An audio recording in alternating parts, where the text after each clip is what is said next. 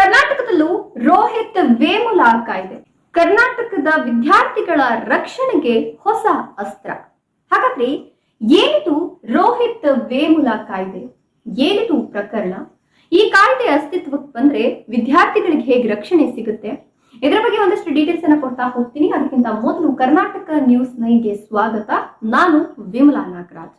ಹೌದು ಸ್ನೇಹಿತರೆ, ನಾವು ಓದ್ತಿರ್ತಕ್ಕಂತ ಸ್ಥಳದಲ್ಲಿ ನಮ್ಮ ಮೇಲೆ ದೌರ್ಜನ್ಯ ಆದ್ರೆ, ಆಡಳಿತ ಸಂಸ್ಥೆಯಿಂದಲೇ ನಮಗೆ ಅನ್ಯಾಯ ಆದ್ರೆ, ಮಾನಸಿಕ ಕಿರುಕುಳವಾದ್ರೆ, ದೈಹಿಕವಾಗಿ ಹಿಂಸೆ ಆದ್ರೆ, ಮಾನಸಿಕ ಒತ್ತಡ ಉಂಟಾದ್ರೆ ಏನು ಮಾಡ್ತೀವಿ?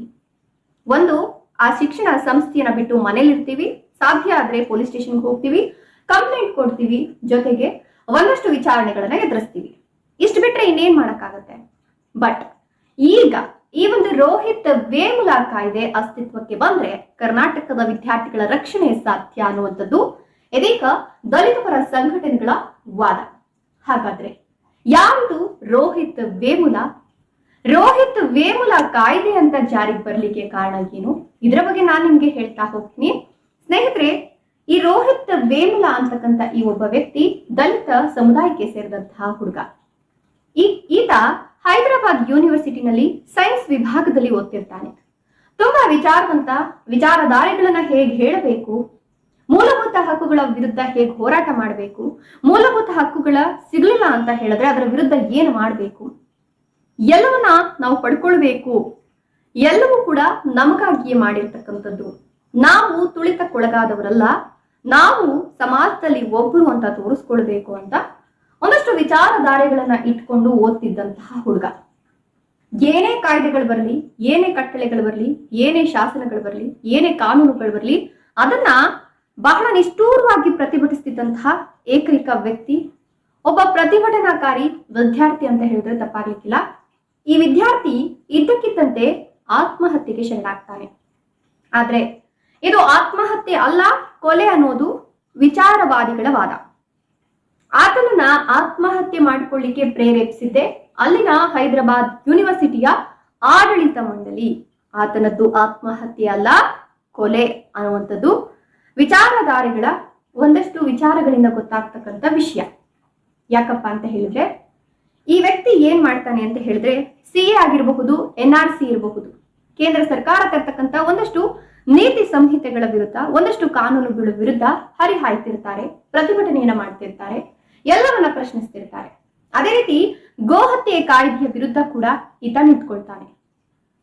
ಮಾಂಸ ತಿನ್ನುವಂಥದ್ದು ಅಥವಾ ಆಹಾರ ಪದ್ಧತಿ ಅನ್ನುವಂಥದ್ದು ನಮ್ಮ ಮೂಲಭೂತ ಹಕ್ಕು. ಅದನ್ನ ಕಿತ್ಕೊಳ್ತಕ್ಕಂತ ಹಕ್ಕು ಯಾರಿಗೂ ಇಲ್ಲ. ಮೂಲಭೂತ ಸೌಕರ್ಯಗಳನ್ನ ಕಿತ್ಕೊಳ್ಳಿಕ್ಕೆ ನೀವ್ ಯಾರು ಅಂತ ಗೋಹತ್ಯೆ ಕಾನೂನಿನ ವಿರುದ್ಧವೇ ಈತ ನಿಲ್ತಾನೆ.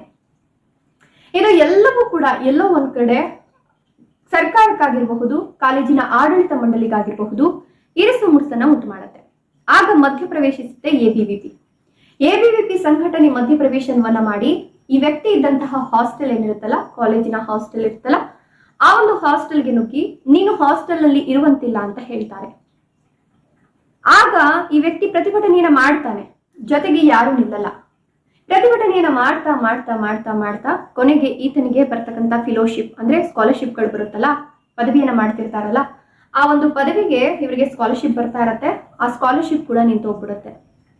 ಎಲ್ಲಾ ಮೂಲಗಳು ಬಂದಾದಾಗ ಎಲ್ಲ ಒಂದ್ ಕಡೆ ನಾನು ಜಾತಿ ತಾರತಮ್ಯಕ್ಕೆ ಒಳಗಾದೆ, ಜಾತಿ ನಿಂದನೆ ಮಾಡ್ತಿದ್ದಾರೆ, ನಾನು ಕೆಳವರ್ಗದವನು ಅಂತ ಇವರು ನಿಷ್ಠೂರವನ್ನ ಮಾಡ್ತಿದ್ದಾರೆ, ನನಗೆ ಓದ್ಲಿಕ್ಕೆ ಅವಕಾಶವನ್ನ ಕೊಡ್ತಿಲ್ಲ, ನನಗಿರ್ತಕ್ಕಂಥ ಎಲ್ಲ ಮೂಲಗಳನ್ನ ಸ್ಟಾಪ್ ಮಾಡುದು ಅಂತ ಈ ವೇಮುಲಾ ಅನ್ನೋ ವ್ಯಕ್ತಿ, ರೋಹಿತ್ ವೇಮುಲಾ ಅನ್ನೋ ವ್ಯಕ್ತಿ ತನ್ನ ರೂಮಿಗೆ ಹೋಗಿ ಪ್ರತಿಭಟನೆಯನ್ನ ಮಾಡ್ತಾನೆ ತನ್ನ ರೂಮಿಗೆ ಹೋಗಿ ಆತ್ಮಹತ್ಯೆಗೆ ಶರಣಾಗ್ತಾನೆ.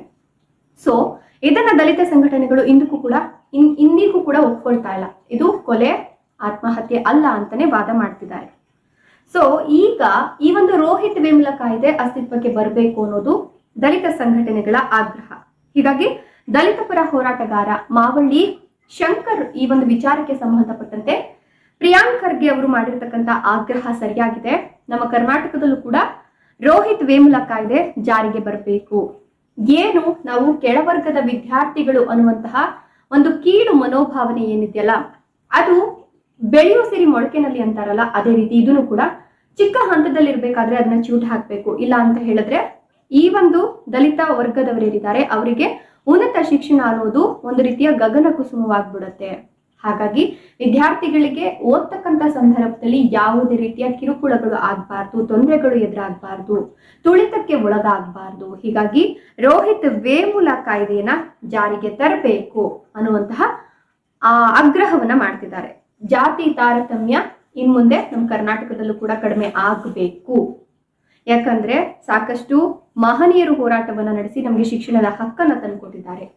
ಜ್ಯೋತಿಬಾ ಫುಲೆ ಅವರು ಸಾಕಷ್ಟು ಹೋರಾಟವನ್ನ ಮಾಡಿದ್ದಾರೆ. ಆ ಹೋರಾಟವನ್ನ ಮಾಡಿ ಬ್ರಿಟಿಷರ ಒಂದು ಕಾಲಘಟ್ಟದಲ್ಲೇನೆ ನಮಗೆ ಶಿಕ್ಷಣದ ಹಕ್ಕನ್ನ ತಂದುಕೊಡ್ತಾರೆ. ಆ ಒಂದು ಹಂತದಲ್ಲಿ ಬಾಬಾ ಸಾಹೇಬರು ಓದಿ ಸಂವಿಧಾನವನ್ನ ರಚಿಸಿಕೊಟ್ಟಿದ್ದಾರೆ. ಹೀಗಿರುವಾಗ ಯಾವ ಜಾತಿ ಜನಾಂಗದವರನ್ನು ಕೂಡ ಒಂದು ತಾರತಮ್ಯಕ್ಕೆ ಒಳಗಾಗಬಾರದು. ಒಳಗಾದಂತಹ ಸಂದರ್ಭದಲ್ಲಿ ಅವರಿಗೆ ಒಂದು ಕಾಯ್ದೆ ಇರಬೇಕು. ಆ ಕಾಯ್ದೆಯಡಿ ಕಾನೂನು ರೂಪಿಸಿ ಅವರಿಗೆ ಶಿಕ್ಷೆ ಆಗುವಂತೆ ಮಾಡಬೇಕು ಅನ್ನೋದು ಮಾವಳಿ ಶಂಕರ್ ಅವರ ವಾದ. ಇದಕ್ಕೆ ಪ್ರಿಯಾಂಕ್ ಖರ್ಗೆ ಅವರನ್ನು ಕೂಡ ಒಂದು ಆಗ್ರಹವನ್ನ ಮಾಡಿದ್ದು ಕರ್ನಾಟಕದಲ್ಲೂ ರೋಹಿತ್ ವೇಮುಲ ಕಾಯ್ದೆ ಜಾರಿಗೆ ಬರಬೇಕು ಅಂತ ಒತ್ತಡವನ್ನ ಏರ್ತಾ ಇದ್ದಾರೆ. ಬಟ್ ಇದು ಎಷ್ಟರ ಮಟ್ಟಿಗೆ ವರ್ಕೌಟ್ ಆಗುತ್ತೆ ಅನ್ನೋದನ್ನ ಮುಂದಿನ ದಿನಗಳಲ್ಲಿ ಕಾದ್ ನೋಡ್ಬೇಕಿದೆ. ರೋಹಿತ್ ವೇಮುಲ ಕಾಯ್ದೆ ನಿಜಕ್ಕೂ ಕೂಡ ಜಾರಿಗೆ ಬರಬೇಕಾ? ಇದರ ಬಗ್ಗೆ ನೀವೇನ್ ಹೇಳ್ತೀರಾ? ನಿಮ್ಮ ಅನಿಸಿಕೆ ಅಭಿಪ್ರಾಯಗಳನ್ನ ಕಮೆಂಟ್ ಮಾಡಿ. ವಿಡಿಯೋ ಇಷ್ಟ ಲೈಕ್ ಕೊಟ್ಟು ಶೇರ್ ಮಾಡಿ. ತಪ್ಪದೆ ನಮ್ಮ ಚಾನೆಲ್ ಅನ್ನ ಸಬ್ಸ್ಕ್ರೈಬ್ ಮಾಡ್ಕೊಳ್ಳಿ. Thank you.